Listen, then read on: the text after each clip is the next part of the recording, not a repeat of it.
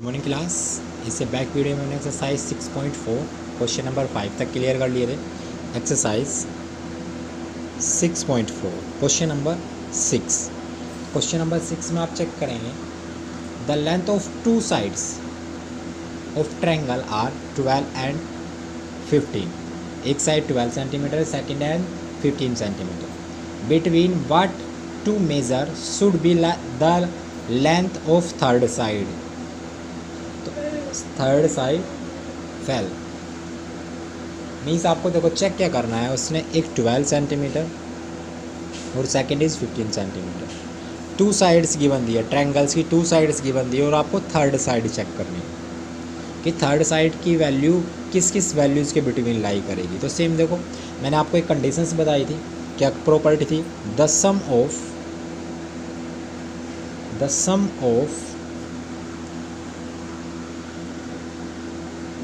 length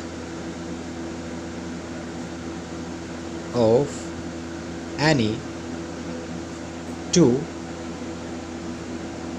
sides in a triangle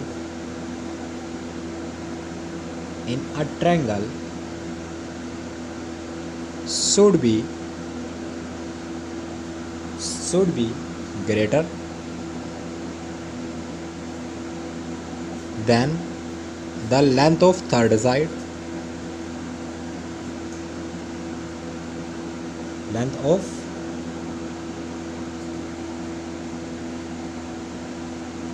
third side. यही तो property बताई थी कि ट्रायंगल की टू साइड्स का सम थर्ड साइड से क्या होगा, ऑलवेज ग्रेटर होगा। ऑलवेज क्या होगा, ग्रेटर होगा। तो टू साइड्स आपके पास गिवन है, ये फर्स्ट साइड थी और सेकंड साइड। तो अगर मैं थर्ड साइड डिफाइन करूँ यहाँ से, थर्ड साइड तो लेस देन किससे होगा, 12 प्लस 15 इज इक्वल टू कितना होगा, 27 सेंटीमीटर। तो 27 से तो क्या होगा, लेस होगा। 27 से क्या होगा, लेस होगा। और इसी में एक कंडीशन और होती है कि उन टू साइड्स के डिफरेंस से क्या होगा, ऑलवेज ग्रेटर होगा। तो अगर सेम उसे भी लिखना चाहो या लिख लो या डायरेक्ट आप लिखेंगे, and also third side can't be less, third side या सिंपल आप लिख ले, third side is equal to 15 subtract 12 is equal to 3 centimetre. तो क्या होगा, 3 से क्या होगा, 3 से तो ग्रेटर होगा और 17 से क्या होगा, स्मॉलर होगा। तो यहाँ पे आपके पास कंडीशंस क्या बन जाएगी, hence the third side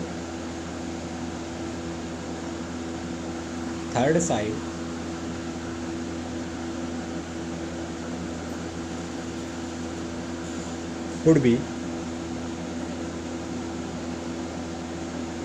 more than 3 centimeter and less than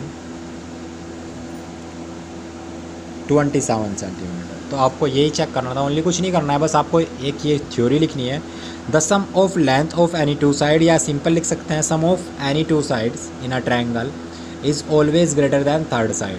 यही तो कंडीशंस बनती थी। अगर ये आपके पास इस टाइप से एक ट्रायंगल गिवन दिया है, तो अगर मैं इसका नेम पुट कर रहा हूँ ए बी सी, तो एनी टू साइड्स, अगर इसे ये 12 गिवन है 15 गिवन है, तो मैं यहाँ पे क्या बोलता, A B plus B C is greater than A C. यही तो कंडीशंस बनती थी आपके पास। तो इस टाइप से आपको लिखना है, बस इसी वैल्यू को मैंने थ्योरी की फॉर्म में लिख दिया। आप इसी टाइप से इमेज बना के लिखना चाहे तो आप इमेज बना के भी लिख सकते हैं। कैसे लिख सकते हैं, इस टाइप से कोई भी एक इमेज बना ले, कोई भी ट्रायंगल बना लें। ये साइड कितनी है, 12 सेंटीमीटर, है कितनी है, 15 सेंटीमीटर। तो सेम आप लिखेंगे in the property of triangle. तो क्या कंडीशंस बनेगी, ए बी सी, तो A B plus B C, sorry A B plus A C, A B plus A C is greater than B C. A B की value कितनी है, 12 plus 15, तो इससे greater होगा। बी सी की value तो दोनों को ऐड करेंगे तो 27 से तो क्या होगी, बी सी की वैल्यू 27 से क्या होगी, स्मॉलर होगी। और अगर यही कंडीशन सब्सट्रैक्ट के लिए चेक करूँगा तो आपके पास क्या कंडीशन बनेगी, A C subtract A B is greater than B C. 15 subtract 12 BC, ये वैल्यू कितनी आ गई 3 सेंटीमीटर। तो बस इसी कॉन्सेप्ट को, इन्हीं को मैंने थ्योरी की फॉर्मेट में लिख दिया भाई, यही तो वैल्यू थ्योरी की फॉर्मेट में लिखी है, तो इसी वैल्यू को आप थ्योरी की फॉर्मेट में लिख के अब सोल्व कर लें। या आप इस टाइप से लिखना चाहें, इस टाइप से लिख सकते हैं, ट्रायंगल्स प्रॉपर्टी या प्रॉपर्टी ऑफ ट्रायंगल, इस टाइप से यहाँ पे एक हेडिंग डालेंगे और उसके बाद आप इसको सोल्व कर लें। देन फिर लिखेंगे, क्या लिखेंगे, एंड हेयर सेम, ये लाइन सेम लिखेंगे, the third side could be more than 3 centimetre and less than 17 centimetre, यही तो वैल्यू है आपके पास। तो सेम इसी को आप थ्योरी की फॉर्मेट में लिख लो। क्लियर है? तो आई होप आपको यहाँ तक के क्वेश्चन क्लियर हो गए होंगे, यहाँ तक के क्वेश्चन क्लियर हो गए होंगे। तो आज ये ही क्वेश्चन यहीं तक रहने देते हैं, इसके अलावा कुछ और डिस्कस कर लेते हैं। जैसे आपने एग्जाम्पल्स किए होंगे, तो एग्जाम्पल 6 एग्जाम्पल्स इसमें, इस जब आप इस एक्सरसाइज के एग्जाम्पल्स करेंगे तो इन एग्जाम्पल्स में सेम 6 एग्जाम्पल्स हैं। ऐसे आप चेक करेंगे फर्स्ट एग्जाम्पल, तो सेम एग्जाम्पल्स रहने वाले हैं आपके पास। इसे आप चेक करेंगे, एग्जाम्पल 4 से स्टार्ट है एक्सरसाइज में। तो एग्जाम्पल 4 ईजिली एग्जाम्पल था, वो आपने कर लिया होगा। इस टाइप से आपके पास एक इमेज गिवन दी है, ये एंगल गिवन दिया था 120 और ये साइड इक्वल है इस वाली साइड के, ये एंगल कितना है x और ये एंगल कितना है y। इस साइड से तो एंगल गिवन दिया है और आपको किसकी वैल्यू डिफाइन करनी है, x और y की वैल्यू डिफाइन करनी है। तो जब x और y की वैल्यू डिफाइन करेंगे तो क्या लिखेंगे आप, फर्स्ट ऑफ ऑल भाई ये दोनों साइड्स इक्वल हैं, तो ये वाला एंगल भी क्या होगा, इक्वल होगा, ये वाला एंगल भी क्या होगा, इक्वल ही तो होगा आपके पास।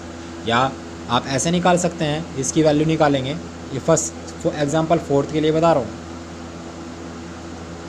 तो सेम इसको जब आप चेक करेंगे, या तो आप ये दोनों वैल्यू सेम लिख ले y प्लस वाई, या आप अगर इसकी वैल्यू निकालेंगे, इसको मैं a लेट कर रहा हूँ, लेट किया a, तो एंगल a की वैल्यू जब आप निकालेंगे तो 180 सबस्टैक 120, सबस्टैक 120, जब आप सबस्टैक करके वैल्यू निकालेंगे तो आपके पास रिजल्ट कितना आएगा 16, क्योंकि ये क्या है आपके पास लीनियर पेयर है, ये क्या है आपके पास लीनियर पेयर है। तो आपने एंगल a निकाल लिया, तो अब ये दोनों साइड्स क्या हैं, इक्वल है, तो एंगल y इक्वल किसके होगा, एंगल a के, क्योंकि गिवन है आपके पास दोनों साइड्स क्या है, गिवन है, नेम आपके पास गिवन दिए थे a b c, गिवन क्या है आपके पास A B is greater than A C, तो दोनों एंगल क्या होंगे, इक्वल होंगे। तो ऐसे y की वैल्यू भी आपके पास कितनी आ गई 16, आपको y की वैल्यू निकालनी थी, तो आपने y फाइंड कर लिया, तो आप x की वैल्यू निकालेंगे तो प्रॉपर्टी यूज़ करेंगे तीनों एंगल्स का सम, या आप यूज़ कर सकते हैं एक्सटीरियर एंगल। तो एक्सटीरियर एंगल अगर आप यूज़ करेंगे 120 is equal to x plus 60, यही तो कंडीशन। तो exterior angle is equal to sum of opposite interior angle, तो दोनों इंटीरियर एंगल का सम, जब x की वैल्यू निकालेंगे तो 120 सबस्ट्रैक्ट 60, x की वैल्यू आपके पास कितनी आ जाएगी 60, तो x की वैल्यू भी कितनी आएगी 16 और y की वैल्यू भी 16। तो बस यही एग्जांपल मैंने आपको डिस्कस करना था, क्योंकि इसमें आपको आयोग थोड़ी कुछ प्रॉब्लम आई होगी, तो इसी वजह से एग्जांपल को मैंने डिस्कस किया है कि यहाँ पे आपके पास फर्स्ट ऑफ ऑल आपको ये एंगल निकालना था। क्लियर है? तो आई होप आपको यहाँ तक एग्जांपल क्लियर हो गया। अगर दोबारा रिपीट करूँगी कि दोनों साइड्स इक्वल दी है। फर्स्ट ऑफ ऑल मैं इस एंगल को लेट करूँगा ए, ये एंगल निकाल लूँगा, किस कंडीशन से निकालूंगा, लीनियर पेयर। ये टोटल एंगल कितना होगा 180, तो 180 में सब्सट्रैक्ट किया 120, तो वैल्यू कितनी आएगी 16। और जब आपके पास गिवन दिया है A B is greater, A B equal B C, A B equal A C given है, तो एंगल ए किसके इक्वल होगा, एंगल वाई के, तो वाई की वैल्यू कितनी आ गई 16। फिर कंडीशन से तो मैं यूज़ करूँ proper sum of all interior angle in triangle x plus y plus a is equal to 180 है, तो उस कंडीशन से यूज़ कर लूँ। या क्या यूज़ कर सकता हूँ, exterior angle is equal to sum of opposite interior angle, तो मैंने sum of opposite interior angle use किया 120 is equal to x plus 16।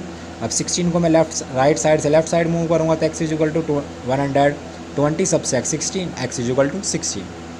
तो इस टाइप से आप चेक कर लेंगे, आपके पास x की वैल्यू भी 16 आएगी और y की वैल्यू भी आपके पास कितनी आएगी 16 आएगी।